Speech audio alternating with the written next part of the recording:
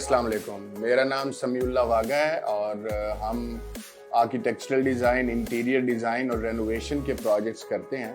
इस वक्त अगर हम देखें तो हम ऑल ओवर द पाकिस्तान मुख्तलिफ नौइयत के जो प्रोजेक्ट्स हैं वो हम पूरे पाकिस्तान में कर रहे हैं। उसमें रेजिडेंशियल भी हैं, कमर्शियल भी हैं और कमर्शियल के अलावा कुछ प्रोजेक्ट्स हम हॉस्पिटैलिटी की कर रहे हैं और इसके अलावा बेशुमार ऐसे प्रोजेक्ट्स हैं जो कि हम रेनोवेशंस के कर रहे हैं।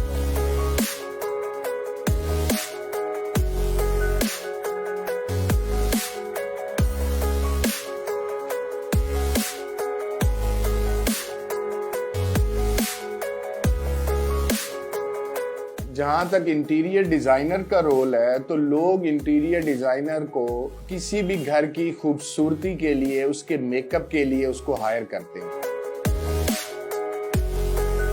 पहले ये ट्रेंड होता था, जब आपका घर रेडी हो जाता था, फिनिशेस हो जाती थी, तो फर्निशिंग के हवाले से इंटीरियर डिज़ाइनर की खिदमात ली जाती थी। और उस वक्त ये होता था कि इंटीरियर डिज़ाइनर आके जब चेंजेस कराता था तो वो एक क्लाइंट के लिए बड़ा एक टास्क होता था, चैलेंजिंग हो जाता था। वो एक किस्म का नुकसान ही होता था कि उसने कोई दीवार आगे पीछे कर दी, सीलिंग्स के हवाले से, कलर स्कीम्स के हवाले से। तो आजकल लोग इंटीरियर डिज़ाइनर और आर्किटेक्ट को एक ही साथ में हायर करते हैं ताकि किसी भी मुश्किलात से बचने के लिए दोनों एक ही पेज पे हों और उनके घर की जो खूबसूरती है वो घर हसीन लगे। मतलब देखिए, मैं बचपन से ही एक इंसान का एक मुशाहिदा होता है। मैं क्योंकि बेसिकली बहावलपुर से हूँ तो हमारे यहाँ इस तरह से बिल्डिंग्स या कुछ नहीं होता था, तो वो एक रेतला इलाका और वहाँ पे आप उसमें जब आप किसी भी डिप्राइव्ड इलाके से हों तो आपकी कोशिश, आप एक इमेजिनेशन में रहते हैं कि ये यहाँ पे ऐसा होना चाहिए, यहाँ पे ऐसा होना चाहिए। तो मेरी सबसे बड़ी, जब मैं फिर उसके बाद सिटी में ट्रेवल करता था और देखता था कि यहाँ पे मुख्तलिफ किस्म का इंफ्रास्ट्रक्चर है, मुख्तलिफ किस्म की बिल्डिंग्स हैं, तो वो मेरे लिए एक बड़ा एक सोर्स ऑफ इंस्पिरेशन था। एक तरफ एक खाली ज़मीन को देखना और जब सिटी में ट्रैवल करना तो वहाँ पे जाके देखना कि वो एक खाली ज़मीन को उन्होंने किस खूबसूरती से उसको डेवलप किया हुआ है। तो वो मेरे लिए एक बहुत बड़ा सोर्स था, इंस्पिरेशन थी। और उसके बाद मैं ये डिज़ाइन की फील्ड में आया। देखें जी, जहाँ तक बात है सेफ्टी की, सेफ्टी बिल्कुल कंसर्न है। सेफ्टी मतलब मैं तो ये समझता हूँ कि इंटीरियर डिज़ाइनर जब कोई भी आपका सोफ़ा डिज़ाइन करता है, सोफ़ा कम चेयर डिज़ाइन करता है, तो उसमें वो उसको इतने स्टैंडर्ड पे मेजर करना चाहिए कि जब क्लाइंट उसका बैठे तो वो एर्गोनॉमिकली इतना बेहतर होना चाहिए कि उसकी कमर का दर्द या कुछ इस तरह के मसले मसाइल ना हो। और उसको यूज़ करते वक्त ऐसे मटेरियल यूज़ करने चाहिए जो मेंटेनेंस फ्री हों, क्योंकि हमारे यहाँ पे डस्ट और डर्ट का बहुत प्रॉब्लम होता है। उसकी वजह से घरों को मेंटेन करना, और अगर हम हाई एंड मटेरियल्स में जाते हैं तो वो घरों की जो मेंटेनेंस होती है वो ज़्यादा आपको चाहिए होती है। और इसके अलावा अब एक छोटी सी एग्जांपल है कि अगर कोई अस्थमा का पेशेंट है तो अगर वहाँ पे आप ये जो आपका साल्ट होता है, साल्ट की बनी हुई वॉल के साथ कुछ थोड़ा सा ट्रीट कर दें तो वो उसके अस्थमा को ओवरकम करता है। मतलब आप मटेरियल्स की अगर प्रॉपर स्टडी करें तो मटेरियल हमारी लाइफ पे, और ये जो कलर्स होते हैं ये हमारी लाइफ पे डायरेक्ट इन्फ्लुएंशियल होते हैं।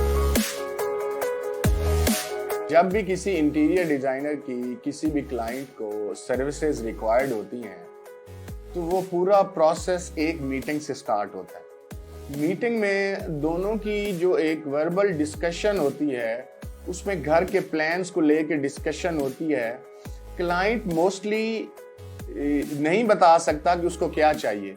ये एक एक्सपर्ट इंटीरियर डिज़ाइनर है जो कि डिस्कशन में एक आइडिया लगा लेता है कि मेरे क्लाइंट को क्या क्या चाहिए।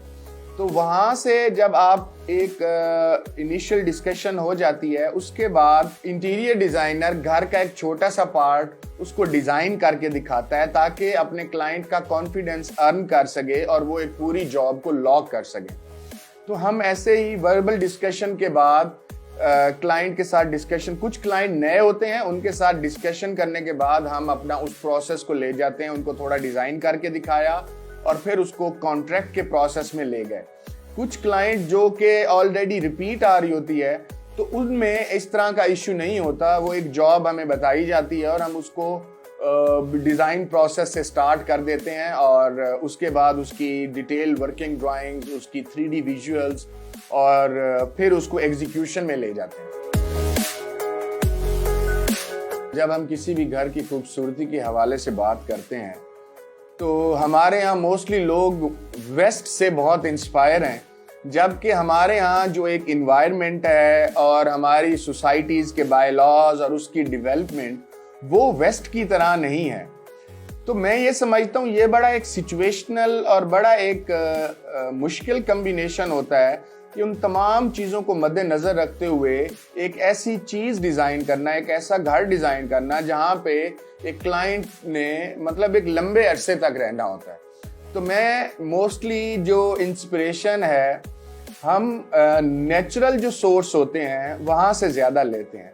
मतलब आप अगर हमारे बने हुए प्रोजेक्ट्स देखेंगे तो आपको उनमें लाइट का बहुत अच्छा इस्तेमाल नज़र आएगा, उनमें मटेरियल्स का इस्तेमाल और उसकी प्लेसमेंट, ताकि कोई बंदा अगर ज्योमेट्रिक पैटर्न्स देखने का शौकीन है तो उसको कुछ ना कुछ एक उसमें एक खूबसूरती उसकी वो नज़र आएगी। फिर अगर कोई बंदा सेम कलर्स देखने का शौकीन है तो कुछ उसको वो भी नज़र आएगा, कहीं उसको कंट्रास्ट के कलर्स भी मिलेंगे। फिर अगर वहाँ पे ग्रीनरी नेचुरल सोर्स नहीं है तो चीज़ों को इस तरह से प्ले किया जाता है कि हम डे लाइट के साथ आर्टिफिशियल ग्रीनरी को कुछ इस तरह से उसमें इम्बेड करते हैं कि उसको ये फील नहीं होता कि यहाँ पे नेचुरल सोर्स ऑफ ग्रीनरी नहीं है। जहाँ पे आजकल मटेरियल्स और महंगाई का इतना दौर है और ज़मीन की जो कीमतें हैं वो भी बढ़ रही हैं, तो मैं ये समझता हूँ कि इस दौर में हर क्लाइंट को आर्किटेक्ट, इंटीरियर डिज़ाइनर और प्रोफेशनल कॉन्ट्रैक्टर्स की खिदमत हासिल करनी चाहिए ताकि वो अपने पैसे का इस्तेमाल सही मायने में कर सकें। इसके अलावा इंटीरियर डिज़ाइनर और आर्किटेक्ट आपके पैसों की सेविंग करता है।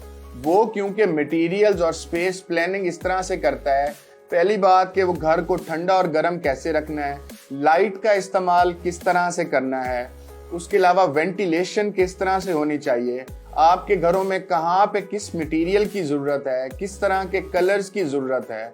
और आर्किटेक्ट और इंटीरियर डिज़ाइनर्स हर क्लाइंट का काम अच्छे से अच्छा करने की और मुख्तलिफ और जदीद करने की कोशिश करते हैं। क्लाइंट को आर्किटेक्ट और इंटीरियर डिज़ाइनर हायर करते वक्त उनको एक बजट एक ±5 to 7, 5 to 10% दे देना चाहिए ताकि आर्किटेक्ट और इंटीरियर डिज़ाइनर रिवर्स कैलकुलेशन करके उनको पता होना चाहिए कि कौन कौन सी चीज़ पे कितना पैसा लगाएंगे तो उनके जो प्रोजेक्ट है उसकी शक्ल, उसकी जो एंड रिजल्ट है वो बेहतरीन आ सकते हैं।